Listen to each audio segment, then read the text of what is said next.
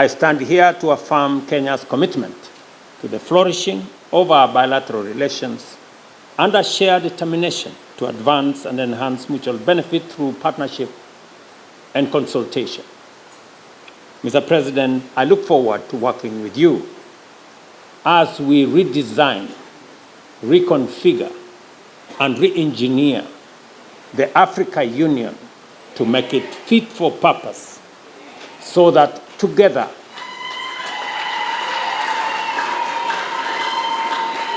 as 1.4 billion people in this continent can work together to unlock the tremendous potential that exists in our continent.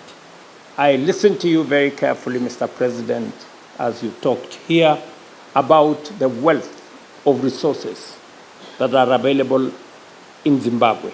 It is the story in every other country in our continent. We are a continent of great potential. We are a continent of tremendous opportunity. And it is on our shoulders to have a new narrative for our continent. For a very long time, we allowed a narrative to be weaved about us and our continent, that we are a continent of conflict, of war, of disease, of poverty, of hunger, which is not the case. We may have challenges, but this continent is about much more.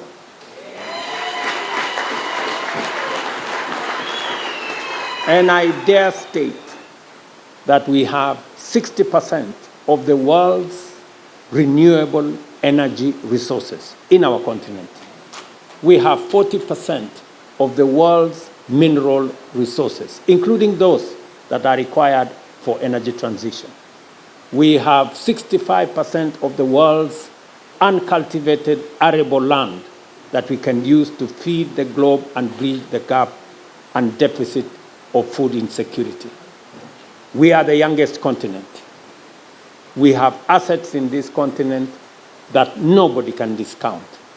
And it is upon us, as the people of this continent, to weave a new narrative that will take our continent to the next level. To enable free movement of goods, services, and people, it is necessary for us to eliminate barriers that have been erected by restrictions on immigration and requirements of unnecessary travel documents, including visas. And that is why Kenya has removed all visa requirements for the people of Zimbabwe who want to visit Kenya.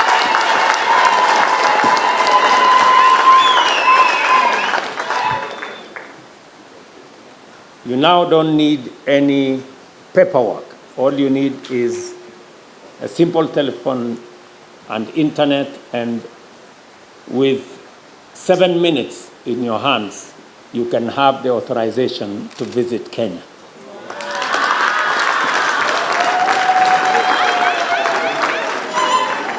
I believe, Mr. President, that the more we facilitate movement of people, the more we make it easy for ideas to move across borders.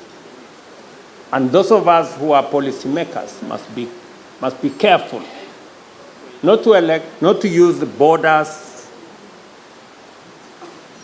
as barriers, but to use the borders as bridges for our people to come across and do what they know how to do best. The consistency of our policies, Mr. President, is what will make the difference in our continent. I am confident, my dear brother, that our countries are poised to accomplish immense growth together on the basis of bilateral frameworks of cooperation that we have entered and the numerous areas of potential mutual gain that we have explored in our discussions earlier and later tomorrow morning when we sign off on some of the bilateral agreements that have been agreed between Kenya and Zimbabwe. Three significant things are important as we focus in consolidating our market into one big, attractive, potential market. Number one is to make sure that our Africa Union Commission has the power to be able to speak on our behalf. The current Africa Union Commission has very little power, in fact, none.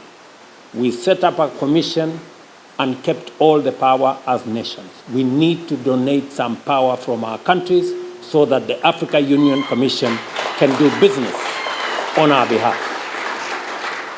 Number two, Mr. President, any system that doesn't have accountability is destined to fail. Therefore, Africa Union Commission need to have an accountability mechanism. As it is today, it is disjointed. There is no parliament to approve their budgets.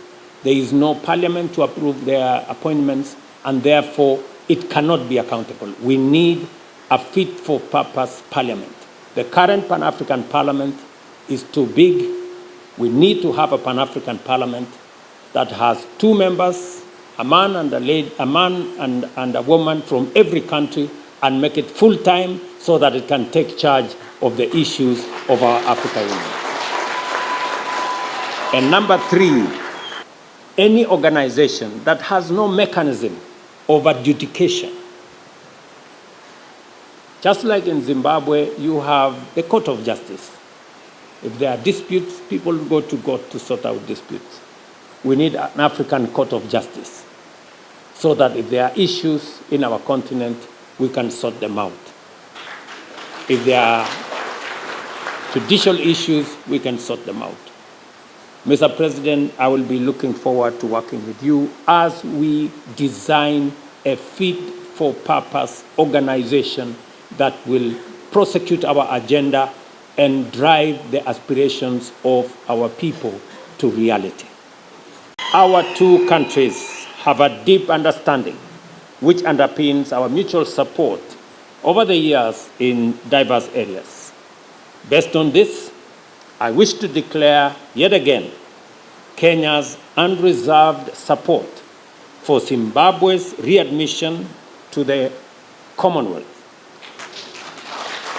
I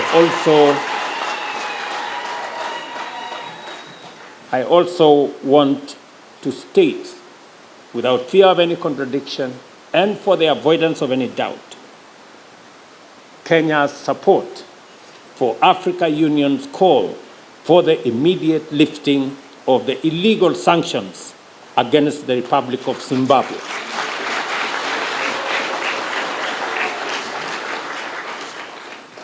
"24 years of sanctions is unfair, unnecessary, and illegal.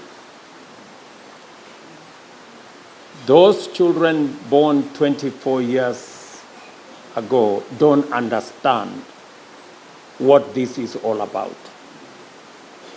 The women, people in rural areas, do not understand what this is all about. We say this not to be politically correct. We say it because it is the right thing to say.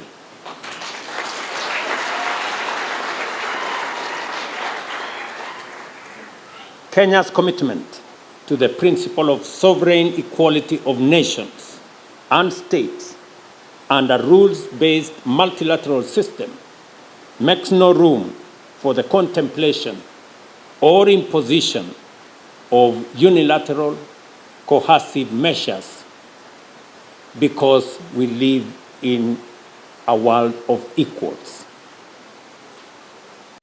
I further note your government's decision to break new ground in monetary policy and inaugurate a new currency backed by gold and other asset reserves as compelling proof of Your Excellency's irrevocable intent to usher in a new era of economic recovery and transformation.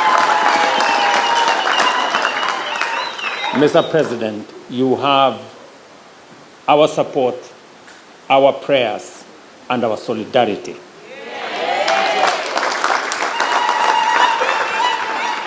It is clear, Dr. Mnangagwa, that you have no hesitation whatsoever in doing the complex, challenging work of laying a robust structural basis for sustainable growth in investment, industrialization, productivity across every sector, and inclusive development in Zimbabwe and in our region, working with the rest of the leaders. The consistency of your vision is reflected by your intervention at the Pan-African level, where our countries have ratified the Africa Continental Free Trade Area as a commitment to pursue integration, promote greater inter-Africa trade, and enable Africa to be a global economic powerhouse. I am also highly encouraged, my elder brother, by your willingness and readiness to embark on a bilateral collaboration that will enable us take our bilateral relations to our all-new level for the mutual benefit of the people of Zimbabwe and the people of Kenya. Mr. President, the evidence of your determination to steer the nation of Zimbabwe into prosperity is abundant, obvious, and inspiring.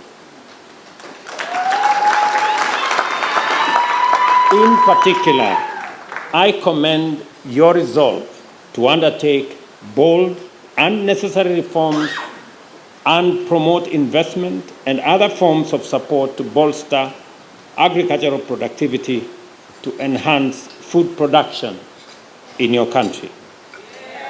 Your emphatic commitment to accelerate the development of energy, transport, and communication infrastructure as enablers of trade and investment, productivity and efficiency, and ultimately rapid economic growth is a potential testament to the boldness and ambition of your vision for Zimbabwe's economic turnaround.